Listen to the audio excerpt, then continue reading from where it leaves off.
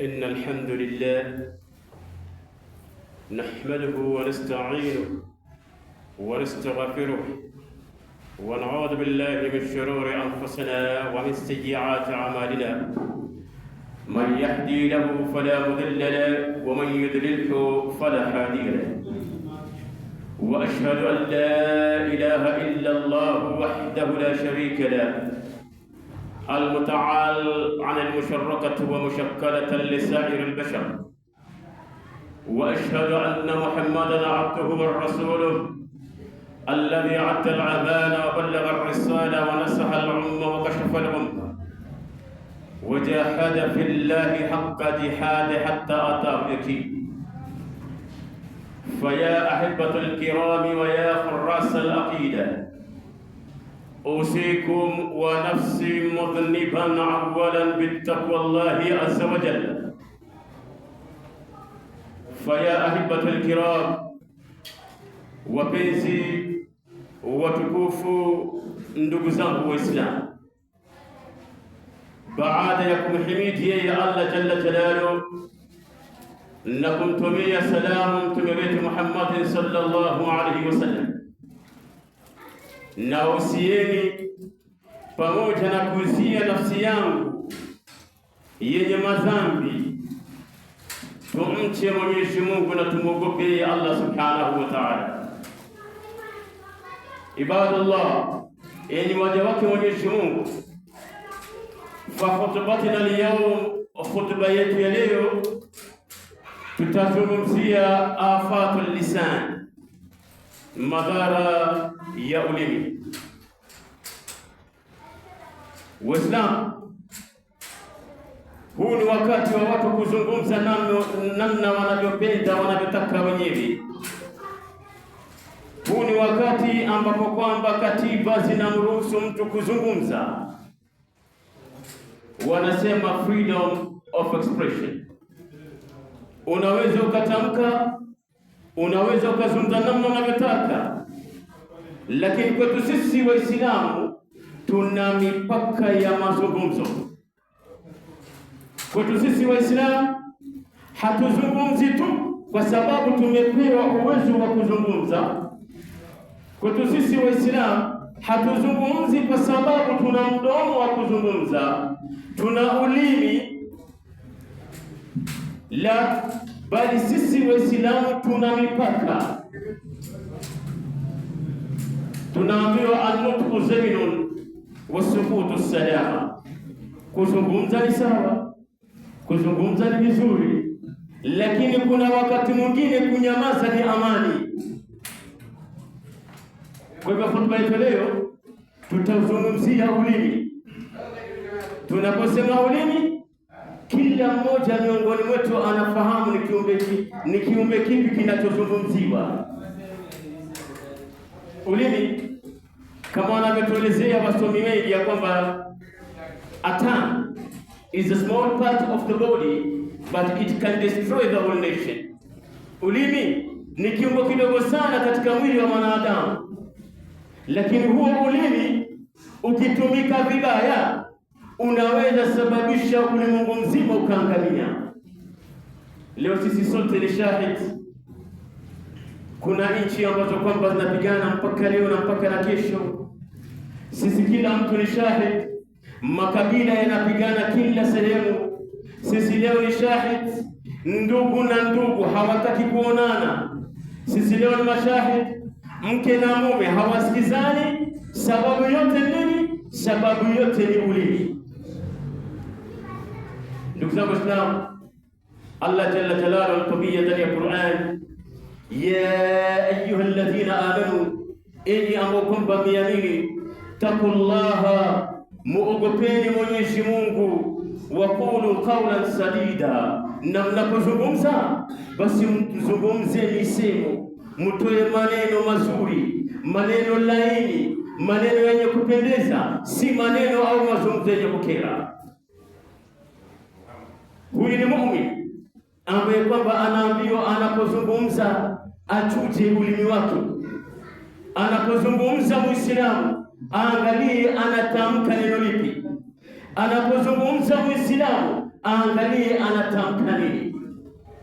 Wanatwambia wenye kutwambia, Mwenyezi Mungu alitupatia masikio mawili tupate kusikia zaidi, na Allah subhanahu wa ta'ala akatupa macho mawili tupate kuona sana, lakini akatupa ulimi mmoja tupate kuzungumza machache.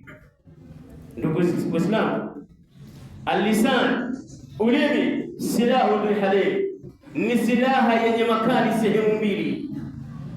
Ulimi ukiutumia vizuri utaweza kujenga, ulimi ukiutumia vibaya utaweza kubomoa. Ulimi ni kiungo ambacho kwamba ukikitumia kisawa sawa utapata pepo ya Allah subhanahu wa ta'ala. Ulimi huo huo ukiutumia vibaya, ndugu yangu Muislamu, bila shaka itakuingiza ndani ya moto wa jahannam, wali'idhu billah. Ibadullah, enyi waja Mwenyezi Mungu, ana Abi Musa qultu li Rasulillah sallallahu alayhi wasallam, Abi Musa alimuuliza mtume wetu Muhammad, ayi almuslimuna afdal, ni muislamu yupi ambaye kwamba ni bora? Hapa ametumia ismu tafdhil, waislamu wote ni bora, hakuna muislamu ambaye kwamba si bora. Lakini huyu sahaba anamuuliza mtume sallallahu alaihi wasallam, ni muislamu upi bora? Ni muislamu yupi bora zaidi kuliko waislamu wengine? Faqala habibu Mustafa, akasema mtume sallallahu alaihi wasallam kumjibu Abi Musa, man salima almuslimuna min lisanihi wa yadihi, muislamu bora kuliko waislamu wengine ni yule ambaye kwamba kutokana na ulimi wake waislamu wenzake wamepata amani. Muislamu bora ni yule ambaye kwamba kutokana na mikono yake ndugu zake waislamu wanapata amani. Huyo ndio muislamu bora alivyotuelezea mtume sallallahu alaihi wasallam. Ibadallah, enyi waja Mwenyezi Mungu, anna kalimatan wahidatan qad takunu sababan liyubayyi ummatin kulliha. Tunaelewa kabisa fika neno moja tu ambalo kwamba natamkwa na ulimi inaweza kuwa ndio sababu ya kuangamiza umma mzima. Mtu anaweza kuja akatamka neno moja, mtu anaweza kuja akatamka tu neno moja, kibra nzima vita zikalipuka hapa. Wanaendelea kutuambia anna kalimatan wahida kalimatan katakunu sababan fi an tukia fi an kabira min al-kaba'ir. Neno moja pekee yake unaweza tamka, ndugu yangu Muislamu, likakuingiza katika madhambi makubwa. Neno moja tu, achana na wao, wachana na hiyo Qur'an. Neno moja pekee yake ikakuingiza ndani ya madhambi makubwa, ukashindwa kujitoa. Ndugu yangu Muislamu, kalimatan katakunu sababan lifiraqi nasi ba'dihim min ba'd. Neno moja unaweza tamka, ndugu yangu Muislamu, ikawa ndio sababu ya watu wamefarikiana. Neno moja, hili neno latamkwa na nini?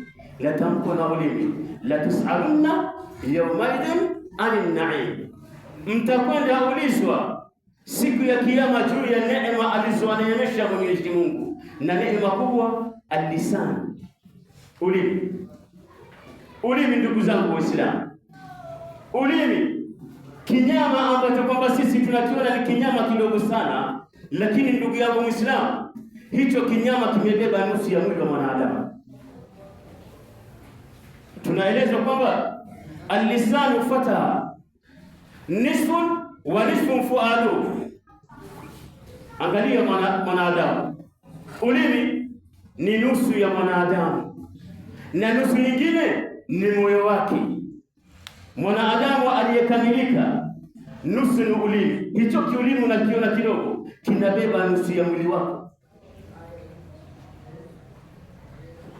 na moyo unabeba nusu nyingine. Falam yabqa illa suratul lahmi wa dam, hakuna kingine kinabakia katika mwili wa mwanadamu isipokuwa ni nyama, damu na mifupa, lakini nusu ni mbili, ulimi na moyo wa mwanadamu.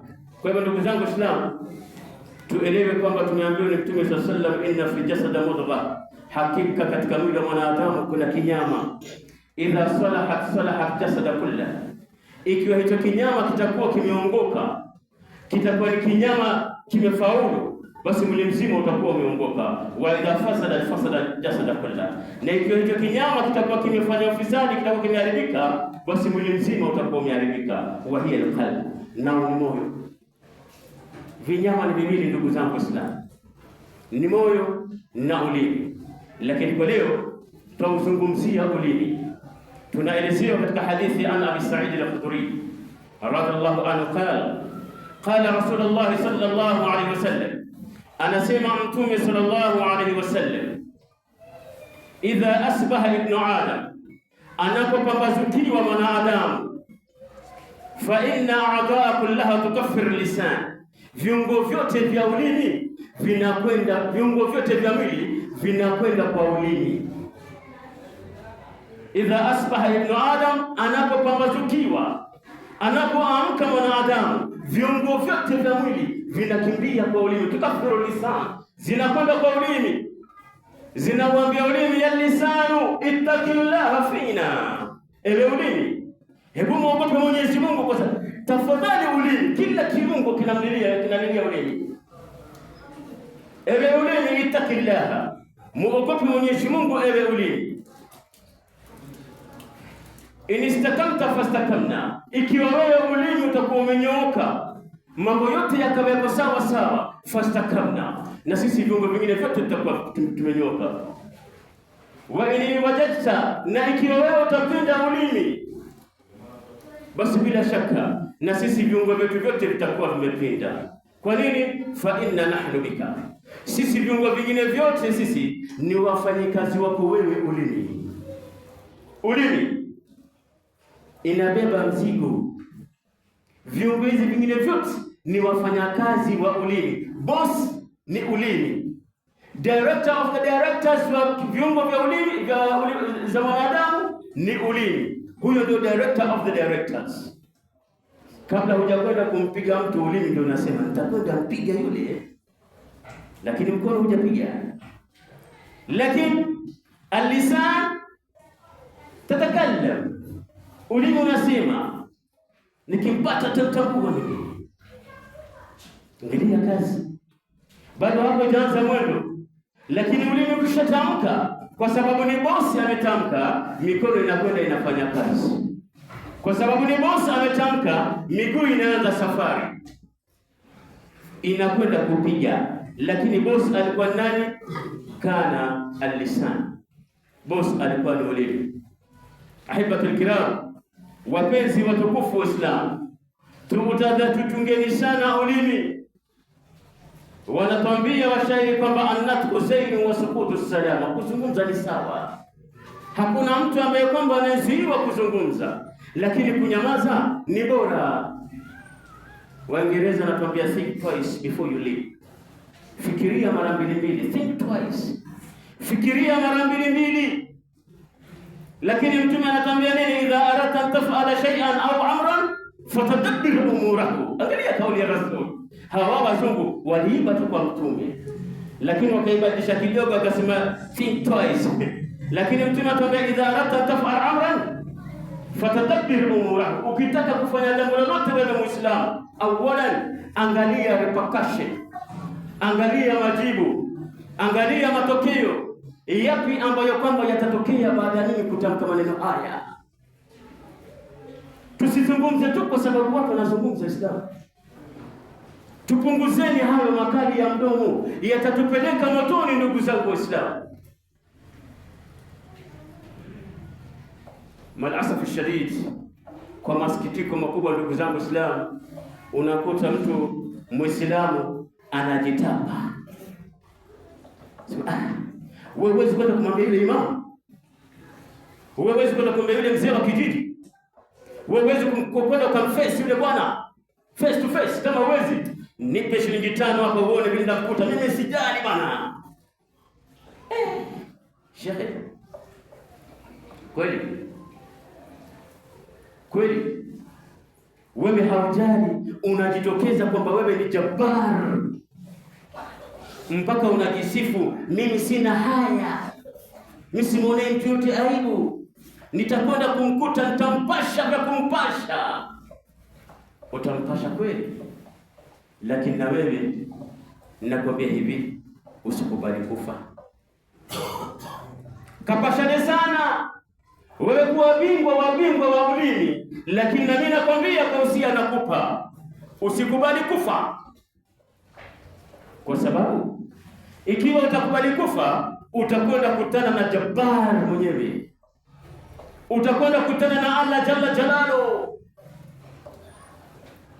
Ibadallah, wapenzi wake Mwenyezi Mungu, ndugu zanguni Waislamu, na kuhusieni pamoja na kuhusia nafsi yangu, tutahadharini na ulimi. Hakuna kitu kibaya kama ulimi.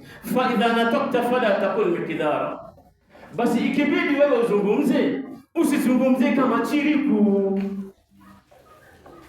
usizungumze kama chiriku yalokuwemo na yasokuwamo. Wewe ndio bingwa wa kusambaza. Takhudhu kalami nnas min tariqati al-awwal ila tariqa ath-thani. Kazi yako wewe ni kuchukua maneno ya ndugu zako Waislamu ukayatoa Makina ukayapeleka Lindi, ukayatoa Lindi ukayapeleka Lain Saba, ukayatoa Lain Saba ukayapeleka Ayani ukayafikisha Riuta. Utakwenda chomwa. Kisa nini? Kisa ni ulimi. Watukufu wapenzi Waislamu, na Mtume sallallahu alaihi wasallam anatubia, inna abghadakum ilayhi wa ba'dakum minni manzilan yawm al-qiyama, hakika yule katika wale nitakuwa nao nimewaghadhibikia na watakuwa mbali na mimi siku ya Kiyama. Huyu ni mtume wetu Muhammad sallallahu alaihi wasallam. Ni wale wenye kuzidisha maneno, ni wale wenye kufuatilizia maneno ya watu, ni wale wenye kuchukua maneno wakayapeleka mtawasita. Ndugu zangu Waislamu, Mtume ametuhusia hizi habari tuache. Ibn Mas'ud anatuambia, law kana fi dunya yahtaju ila tul al-hifz lakana lisan, kama kuna kitu kingefaa kiweze kuchomwa, kiweze kuwekwa katika jela, kipigwe jela, ifungwe ile life sentence, basi ulimi ndio ingefaa uweze kufungwa. Ndugu zangu, ulimi badaa. Tunaambiwa na katika msimu mwingine anasema, laysa shay'un hawatina ala tuli sijni fi dunya min al-lisan. Kama ingekuwa kwamba kuna kitu kinastahili kifungwe maisha, life sentence, kipelekwe kamiti, basi ulimi ingelifaa ufungwe life sentence. Limadha? Tudriku al-a'rad. Ulimi ndio unaotumika katika kuvunja heshima za watu. Ulimi ndio unaotumika katika kuvunja boma za watu. Ulimi ndio unaotumika katika kufanya Waislamu wasisikizane. Ulimi unastahili ufungwe jela. Ulimi ni kiungo ambacho kwamba kinatoka kinakwenda kinatukanana. Angalia tabia ya ulimi. Baada ya kutoa matusi, wenye kupashana, baada ya hapo alotokana amekasirika, amechukua mkono naye amekupiga, amekupasua kichwa. Umechukuliwa, umekwenda, umeshonywa nyuzi 8. Kisha Waislamu kama kawaida yetu sisi tutakuja kutembelea hospitalini, salamu alaykum shekhe. Wa alaykum salam. Vipi? Huo ulimi uliosababisha wewe ukapasuliwa kichwa, nasema alhamdulillah, nimeshonywa nyuzi 9 tu, nasikia afadhali. Ulimi umetukanana, lakini kilichopigwa ni kichwa. Tuelewane ndugu zangu Waislamu, ulimi umetukanana, lakini ulimi haukupigwa wala hukumizwa. Angalia ni wapi Mwenyezi Mungu ameuficha ulimi. Ulimi umewekwa ndani, alafu kekea wanajeshi 32 kuhifadhi ulimi usiguswe. Kazi yake ni kutapika tu, alafu ndani anakifungia. Ikishatapika kichwa unapigwa. Kichwa kilikosea nini? Kichwa kilikosea nini? Mbona ukapigwa kichwa, ulimi ukajificha ndani? Ndugu zangu Waislamu, tutahadharini sana na ulimi. Ahfadh lisanaka ayuha al-insan, chungeni ulimi zenu enyi wanadamu. La yaltabannaka innahu thuban, huo ulimi uchungeni sana, kwa sababu usipouchunga utakung'ata. fa innahu thuban, huo ulimi ni nyoka. Chunganeni na ulimi, tusitoe maneno tu kwa sababu tunayatoa. Ndugu zangu Waislamu, tusitoe maneno tu kwa sababu sisi tunayatoa. Ndugu zangu Waislamu, Mwenyezi Mungu Subhanahu wa Ta'ala anatuambia, ya ayyuhalladhina amanu, enyi ambao kwamba mmeamini, in ja'akum fasikum binaba'in, ikiwa atawajia fasik akaanza kuwaeleza hawa watu wakupenda kuzungumza na kuzungumza, watu ambao kama ndimi zao hazitulii, watu wa kudakuza, watu wa umbea, akikuleteni maneno. Mwenyezi Mungu ametufundisha fatabayanu, msiyakubali maneno yao tu. Bwana ameniambia bwana, ni jamaa na mheshimu sana. Mheshimu nini wewe? Tunaambiwa fatabayanu, tuyapimeni mazungumzo, tusije kuambiwa tu bwana wewe wamesema kadha, tukakurupuka huku na mapanga, tukatoka hapa na mashoka, tukakimbia kwenda kuchinjana huko. Mkija kuangalia kama alivyosema Mwenyezi Mungu, msifanye hivyo, antusbuhu qauman bijahla, wala mkaenda mkafanya mambo kwa sababu ya upumbavu wenu ya kuambiwa jambo na mkasikia tu. Watu leo wewe unaambiwa nimemwona mke wako sokoni akizungumza na muuzaji nyanya, wewe unakuja na unatoa talaka, hata hujui kilichojiri ni nini. Na kuhusieni Waislamu, akipatikaniwa mbea kama huyu wakuja kuambia fulani kasema, dawa ni moja, mchukue mbea na yule mwingine wawe katikati, naambie ulisema nini. Dawa ya kumaliza mbea, dawa ya kumaliza wadaku, dawa ya kumaliza wanaotunganisha Waislamu, dawa ya kumaliza wanaotenganisha familia. Mtu anakwambia dada yako ni mbaya, brother yako hakupendi bana, atakunyang'anyia ploti ya marehemu baba yenu, wewe unachukua chuki. Hata brother yako sasa hata salamu alaykum hutaki tena. Na baada ya chuki ni nini? Mal'un anasikia raha, anaingia katikati. Akishaingia katikati, unaona brother tammaliza, unatoa 50,000, unatafuta wale maboys, unapiga 50,000, unaambia niondoleeni yule brother. Wanakwenda na muo ndugu yako, kisa ni uleni. Barakallahu li wa lakum fi Qur'an wa nafa'ana wa iyyakum bil ayati wa dhikril hakim. Aqulu qawli hadha fastaghfiruhu innahu al-ghafurur rahim wal barrul karim.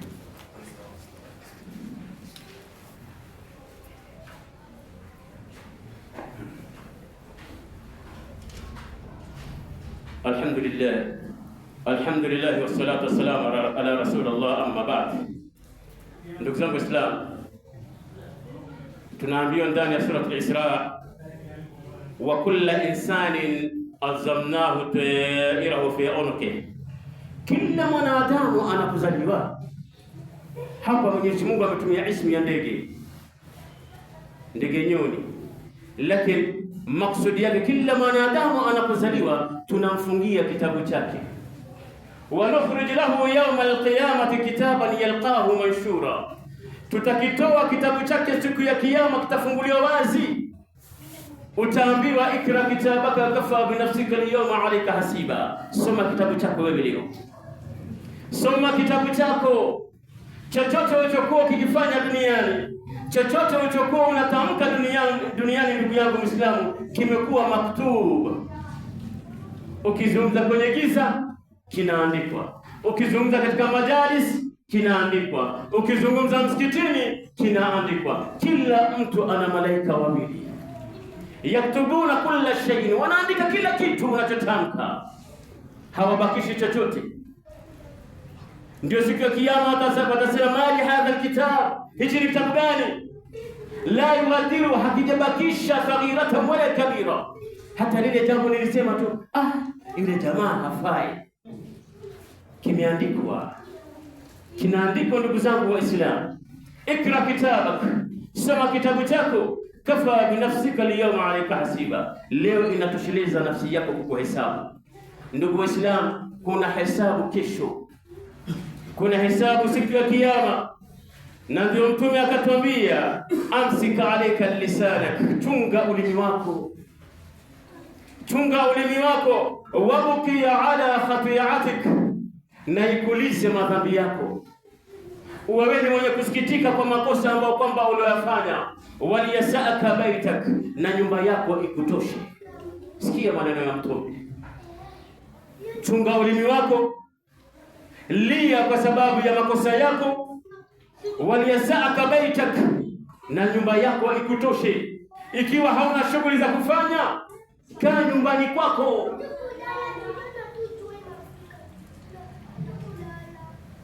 Wa idha kunta fi majalisi nnas fahfadh lisanaka, ikiwa wewe utakuwa katika vikao vya watu, ni lazima uende kwa base. Sijasema base ni haramu, lakini ina taratibu zake za kukaa kwenye base. Ina taratibu zake, sisi Waislamu kukaa pamoja, lakini ukikaa kwa base, fahfadh lisanaka, chunga ulimi wako. Sio kila kitu unatamka tu, sio kukaa kwa base kila mtu akipita unapashana. Mashallah, ni binti wa nani yule? Shekhe, hiyo si base tena, hiyo sio base. Watukufu wa Islam, hiyo sio majalis ya kukaa sisi. Kama base ni za kuangalia wanaopita na wanaotoka, anafanya nini, ile gari ni ya nani, ya kuhusu nani. Ndugu yangu Muislamu, ikiwa wewe unaanza tabia, waliyasaka baitak, ikutoshe nyumba yako.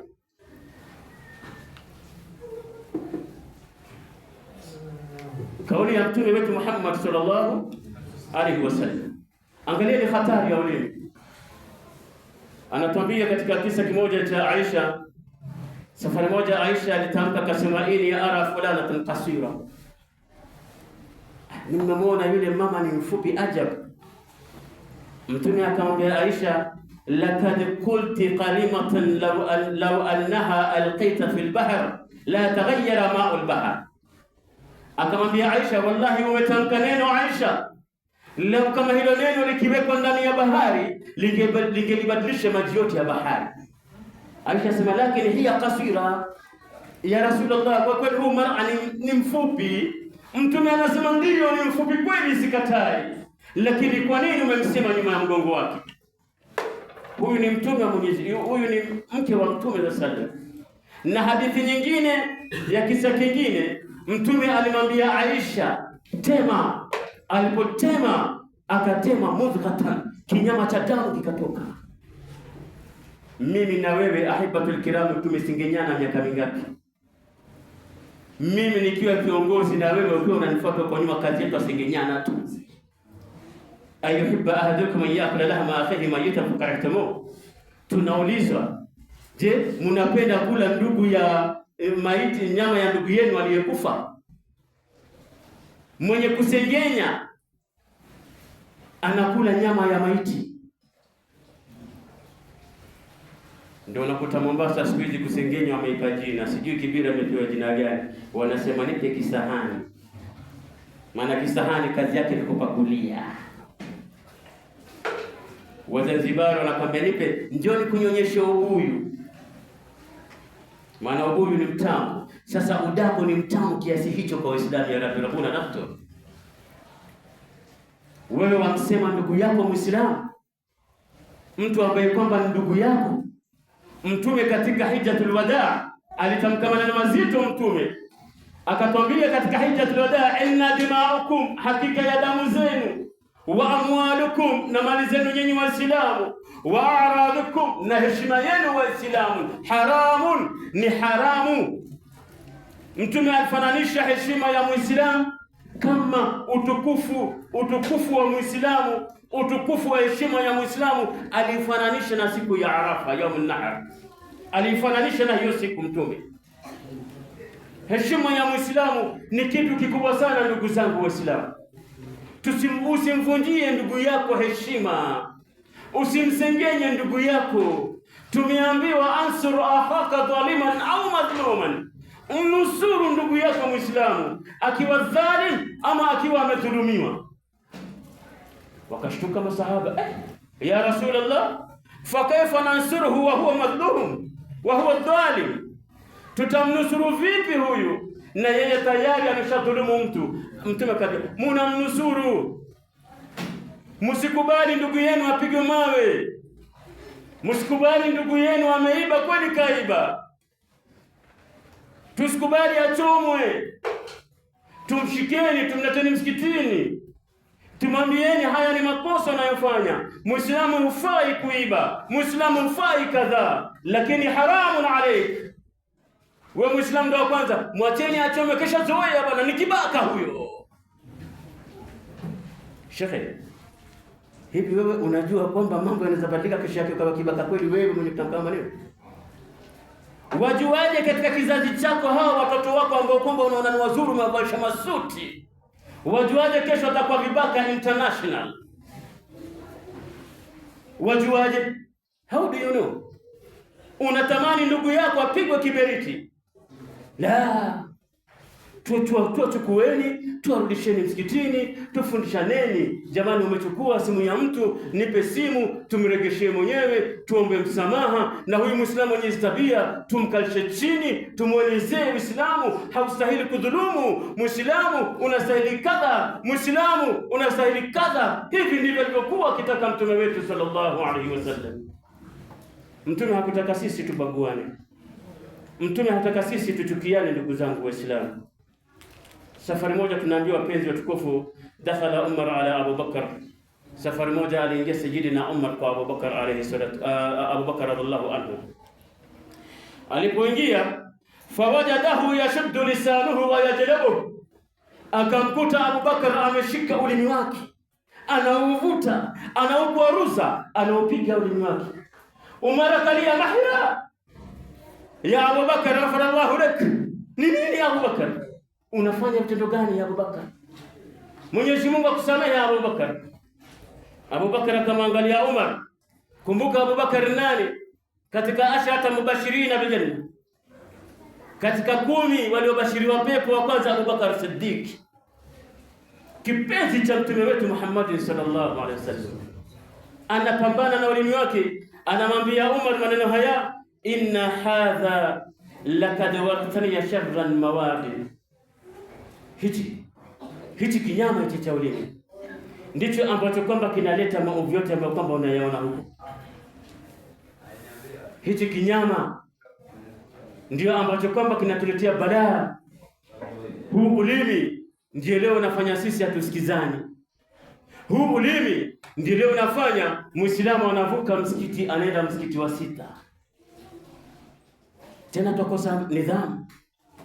Sisi swali huku ya wa anna almasajida lillahi, ya msikiti ni wa Mwenyezi Mungu. Shehe, kwa nini tunakiana chuki kiasi hicho? Ndugu zangu Waislamu, tutamwambia nini Mwenyezi Mungu Subhanahu wa Ta'ala? Waislamu, Qur'ani yetu ni moja, mtume wetu ni mmoja, taratibu zetu ni moja. Sasa hivi tuko hapa, mtu akija akiulizwa kabila yake utashangaa. Kila mtu kutoka kabila, kila kumbe yule ni Mkikuyu, kumbe yule ni Mjaluo, hata hatujuani kwa kabila. Kwa nini? Kwa sababu ya huba, kwamba innamal mu'minuna ikhwa fa aslihu baina akhawaykum. Waislamu ni ndugu. Waislamu hatuna cha ukabila, Waislamu hatuna cha ukoo, Waislamu sisi ni kitu kimoja, kaljasada wahidan kalbunyan yashuddu ba'dhum ba'd, ni kama jengo.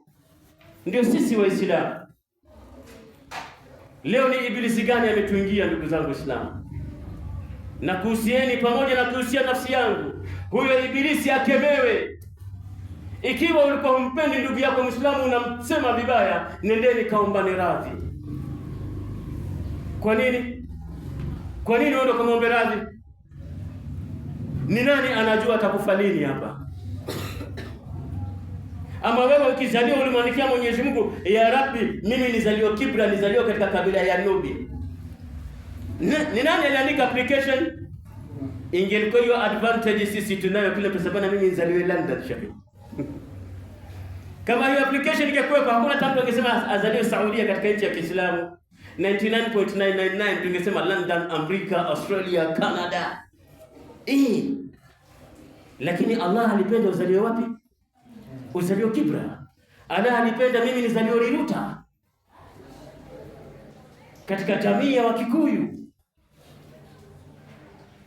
akasema na hawa Wakikuyu watakuwa ni Waislamu, watakuwa wafuasi wa Mtume sallallahu alaihi wasallam. Asili yangu ni mbali, asili yenu nyinyi ndugu zangu wa Nubi, wala nyinyi mna raha. Sijui kama mna hiyo habari. Kwa nini? Kwa sababu baba yenu ametajwa ndani ya Qur'an, Luqmanul Hakim huwa kana nubiyya. You guys have got an added advantage kutuliko sisi bwana. Babu yenu ametajwa ndani ya Qur'an, Luqmanul Hakim huwa kana nubiyya. Luqman alikuwa ni mnubi. Someni katika tarikhi. Inastahili nyinyi muwe mbele, sisi tuwe nyuma. Sasa inastahili mpendane kwa sababu mna mawaidha ya kutosha. Hebu najua kuna example, naambia mtu unajua Luqman bwana ni mzee wetu sisi. Ni raha kiasi gani? How do you feel? Ni kama leo Mkale, hata si wa kina Ruto, lakini nasema mimi ni Mkale. Unamheshimu tu kwa sababu hata Ruto ni Mkale. Ndugu zangu Waislamu, tunamalizia hotuba yetu ambapo kama tunaambiwa ad-dunya 3 ayyam. Dunia ni siku 3. Ad-dunya 3 ayyam. Dunia ni siku 3 peke yake ndugu zangu Waislamu. Leo sisi tunasema mwaka una siku 365, mwezi una siku 30, wiki ni siku 7, siku ni masaa 24. Lakini tunaambiwa ad-dunya 3 ayyam, dunia ni siku 3. Kwa Muislamu dunia ni siku 3. Al-ams ashanahu wala yaud. Jana tuliishi na wala haikurudi hiyo jana. Sijui kama mpaka leo jana sijui nani anasubiri jana irudi. Al-yawm, na leo nuishu fi, tunaishi ndani yake, wadani yadumu, na leo haitadumu. Wagadan, na kesho, la nadri aina sanakun, hatujui sisi tutakuwa wapi. Labda nitakuwa mimi napelekwa kaburini, labda itakuwa ni wewe unapelekwa katika maziarani. Umejipanga panga vipi ndugu zangu Waislamu? Tumejipanga vipi ndugu zangu Waislamu? Fa ana wa anta wa hum rahilun, mimi na wewe na wao, sisi sote ni wasafiri, tunapita tu. Kwa nini tunachukiana? Kwa nini tunarushiana maneno machafu mdomoni? Kwa nini Muislamu asisikie raha akikana ndugu yake Muislamu? Waislamu, kwa nini? Kwa nini Muislamu anamsema Muislamu mwenzake? Limadha? Kwa nini? Mtakwenda kumwambia nini mtume wetu Muhammad sallallahu alaihi wasallam? Ikhwatul kiram, wapenzi watukufu, idha aradta an tara dunya ba'da mautik, ikiwa unataka kuiona dunia baada ya kufa kwako, sikia maneno. Idha aradta an tara dunya ba'da mautika, ikiwa unataka kuiona dunia baada ya kifo chako, fanzur ilaiha ba'da mauti ghairik, basi iangalie dunia baada ya kifo cha mwenzako. Sote hapa tumeona mtu akifa na tukaona familia, tukaona ahbabuhu, wapenzi wake wale amewaacha duniani, washamsahau mpaka baba yao alowaachia hayo majumba mnaogombania, washamsahau mpaka mama yao alowaachia hayo majumba mnayofanya mkasengenyana. Basi na wewe watakufanya hivi hivyo. Hao watoto wako vile habanzio wanavyofanywa, na wewe hebu kufa leo utizame basi. Na kuna wengine mpaka leo wanapiga dua, basi ni vile hazijakuwa mustajaba. Huyu mzee akifa bwana, mimi ningesikia raha bwana, ananikazia bwana, ananipiga rumu moja tu bwana. Sheikh, nani alikwambia ni lazima upewe hata hiyo rumu moja? Baba yako alitafuta akajenga. Muulize babako alitafuta akiwa na umri wa miaka mingapi, atakwambia nikiwa na umri wa miaka 24 nilikuwa na plot. Wewe una miaka 40, hauna chochote, unasubiri kuomba dua hapa, mzee si yafe leo. Wewe mbona usitafute ukajenga kama ulivyotafuta babako? Kwa nini? Unatamani babako leo aondoke, unatamani leo babako alale. Ndugu yangu, namalizia kwa Ali tunaambia dhahaba Ali dhata yawm ila al-maqabir, safar moja Sayyidina Ali alikwenda makaburini. Fakala li ahli al-qubur, akawaambia waliolala makaburini, inna buyutakum kad sukinat, hakika majumba yenu mlioacha duniani yamekwisha kaliwa. Wa inna amwalukum kad kutiat, na mali zenu mlizoziwacha zimekwisha gawanywa. Wa inna azwajukum, na wake zenu warembo, kad tuzuwijat, wamekwisha olewa na wanaume wengine. Sasa mimi ambaye kwamba nilikuwa adui yako ndio nimekuja nimemuoa mke wako, ile Prado yako ile V10 sijui V8, mimi ndio nimekeka mkono hapa, nimekalia pale shekhe. Sayyidina Ali akasema, laitani hawa waliolala hapa wangeliamshwa waulizwe ni zawadi gani bora kuzawadia watu, la qalu inna khaira zadi taqwa, wangelijibu zawadi nzuri ya kuzawadiana ni kuzawadiana ucha Mungu. إن الله وملائكته يصلون على النبي يا أيها الذين آمنوا صلوا عليه وسلموا تسليما. اللهم صل على سيدنا محمد، اللهم صل على محمد وعلى آل محمد كما صليت على إبراهيم وعلى آل إبراهيم، وبارك على محمد وعلى آل محمد كما باركت على إبراهيم وعلى آل إبراهيم في العالمين إنك حميد مجيد. وأرض اللهم عن الأربعة الخلفاء ساداتنا وولينا نعمتنا، وهم أبو بكر الصديق وعمر وعثمان وآله. اللهم اغفر جميع المؤمنين والمؤمنات، اللهم اغفر جميع المؤمنين والمؤمنات والمسلمين والمسلمات الاحياء منهم والاموات. ربنا انك قريب مجيب دعوات، يا قاضي الحاجات ويا كافر الحمات، برحمتك يا ارحم الراحمين. اللهم اننا نسالك حبك وحب من يحبك وحب من يقربون اليك. اللهم اننا نسالك حبك وحب من يحبك وحب من يقربون اليك. اللهم انصر اخواننا في فلسطين، اللهم انصر المسلمين في فلسطين، اللهم انصر المسلمين في السودان، اللهم انصر المسلمين في سومال، اللهم انصر المسلمين في القرية الكبيرة يا رب العالمين. اللهم انصر شباب المسلمين في الكبيرة يا رب العالمين. اللهم انصر المسلمين في كل مكان. اللهم اننا نسألك حبك وحب من يحبك وحب من يقربون اليك. عباد الله، ان الله يأمر بالعدل والإحسان وإيتاء ذي القربى وينهى عن الفحشاء والمنكر والبغي يعظكم لعلكم تذكرون. فاذكروا الله العظيم يذكركم ولا تكفروه، وأقم الصلاة.